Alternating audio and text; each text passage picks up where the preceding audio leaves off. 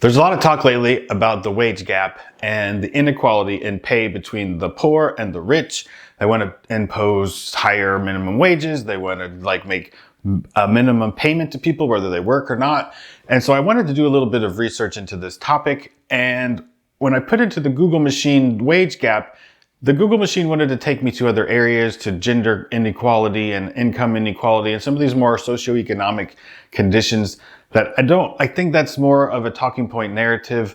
I want to get more into what is the difference in pay between the rich and the poor. Is it good? Is it bad? Is it created? Does it exist? Is it fictitious? Is it part of our society? Is it capitalism? What makes these bigger and bigger gaps between the rich and the poor? We're going to dig into it right now. If you're new to the channel, this is the Retirement Mentality channel where I want to change the way you think about money, investing, retirement, all these topics. I created my income through real estate investing. So we talk about that a lot. We talk about the FIRE movement. If these are topics that are interesting to you, then welcome to the channel. But today, let's talk about the wage gap. All right. So as I mentioned, when you put into the Google machine wage gap, it wants to take you redirect you right into gender inequality, income inequality, and these other socioeconomic groups. So if the powers to be want us to discuss that, let's just check off a couple of those and then we'll dig into the other one later. So gender inequality. Most of the places will tell you in the research that women make 77 cents for every dollar that a man makes. Okay, shit, if that's the case, I'm going to hire all women for my business. I'll have a 23% higher profit margin and I'll crush the competition. I have figured out the keys to success of owning in the business. Just don't hire the expensive men and hire the less expensive women to run my company for me, and I'll have a 23% edge on all my competitors. Oh, wait, but it doesn't work like that. You see, the problem is the 77 cents on the dollar figure, it's not calculated fairly or correctly. What they do is they take all the jobs of women and they add up all their salaries and they divide it by the number of women in the planet or in America.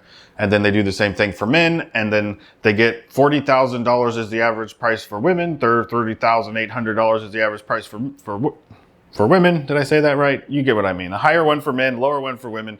They divide it, bing, bang, boom, you get 77. So they say women earn 77 cents on every dollar that a man makes. Okay, well, that sounds horrible on the surface, but the problem is they don't take into account occupation, time on the job, years worked, hours worked per week, nothing. They don't take any of that into consideration.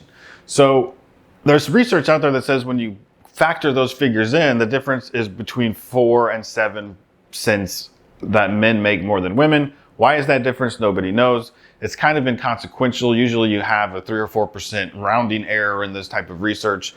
So it's actually pretty equal. And one of the main reasons that women have lower salaries than men, and this is where I think this 4 to 6 cents comes in, is women tend to choose lower paid jobs. Oh, write your mean comments right now. That's not a sexist comment. I'm going to use research to back it up. And Georgetown University actually did a study. So what the study did is it took the 5 highest paying college majors and the 5 lowest paying college majors, and then they added up how many men were in these majors and how many women were in the majors. And then, this is, people say, well, people can't choose the jobs they get. They have to get whatever job they can. But this is showing when you go to college to study for a professional job, I think when we think of the gender pay gap, we're not thinking about burger flippers and McDonald's, that men get paid more to flip burgers than women. We're thinking more in the white collar professional types of jobs. So those are jobs that people choose. And this is backed up by this research from Georgetown that shows the college majors that are predominantly sorry, tongue. It shows you how many men and women are enrolled in different types of college majors and what kind of jobs they will pay when they get out of college. So I got some notes here, which I just dropped. So let's dig into the numbers. The top paying majors are petroleum engineering, 87% male. Mathematics and computer sciences, 67% male. Aerospace engineering, 88% male.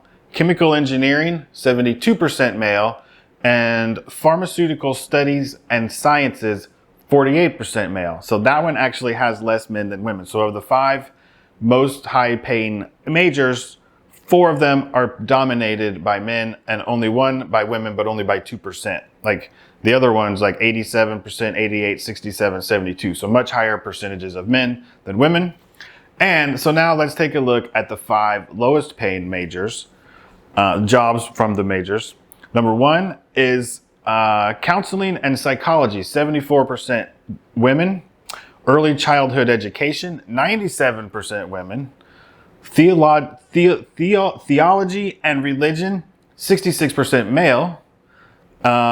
Human services and community organization, 81% female.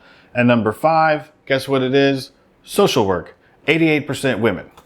So I think, these are jobs that the women, want to have more than men. They want to, change the world, and it's great, and we need people to do these jobs. But the fact is they pay less. So to say that, to compare women's salaries to men's salaries, when you're comparing a social worker to a petroleum engineer, you're going to have different pay. And when you average that out, it's going to look like women get paid less than men.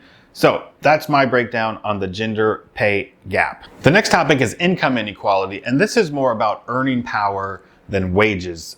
And they try to break this out into race, gender, all these other little socioeconomic groups.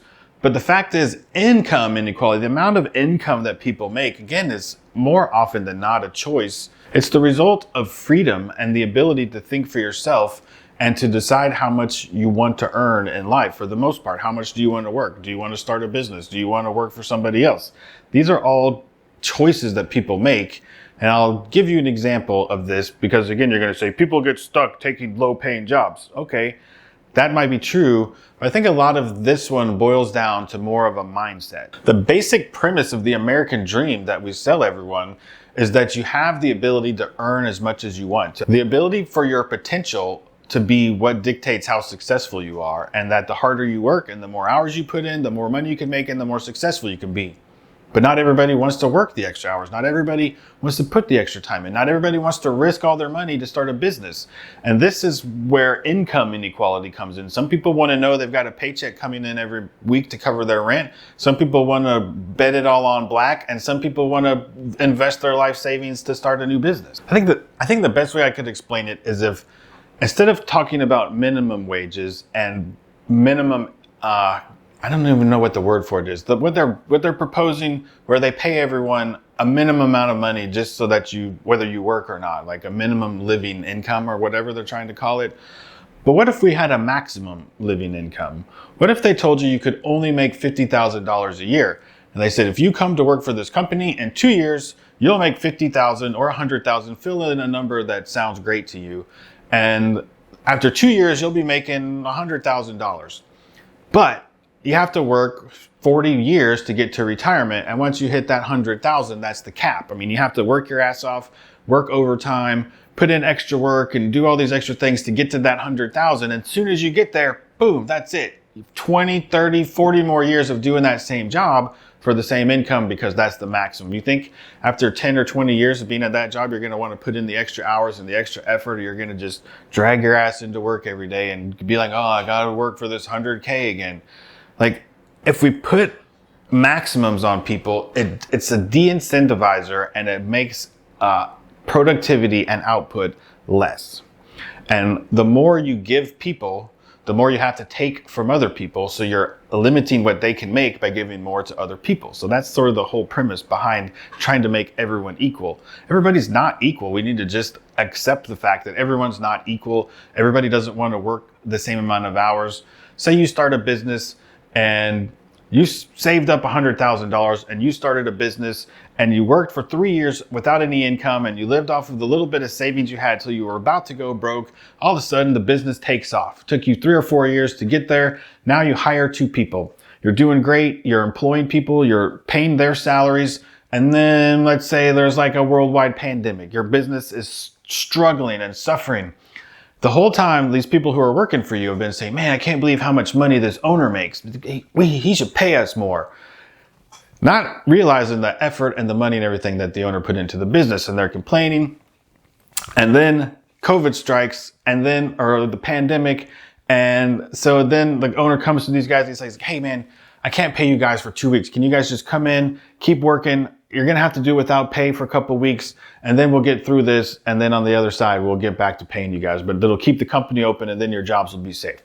Screw you, man. That's not fair. You got to pay us. We do the work, you pay us. That's like the attitude of the people that just have this mindset of I deserve more. When the company's doing good, I deserve more. When the company's doing bad, I deserve everything that you're supposed to be paying me. And it's the I deserve people that are stuck on this lower level. And it's the I'm willing to risk everything people that are on this level up here. And that's the people I deserve and the people I create. There's your income inequality gap right there. It's created by different work mindsets. So that's where I think income inequality comes from. And this is kind of the intersection of where income inequality and wage inequality kind of come from. There's a reason people get paid different wages to do different jobs. And it's the same as this example that I just cited with the business owner and the business workers. Like there's a disconnect between the people creating the jobs and the people getting paid to do the jobs by the creators. I'll use one more quick example for this about the mindset of poor people versus the mindset of rich people. If you tell a poor person, hey, I can help you get rich, you just invest in real estate the way that I do. This is what I teach on my channel. If I say to somebody with a poor mindset, I can teach you how to invest in real estate, their immediate answer is, it takes too much money, I can't do it.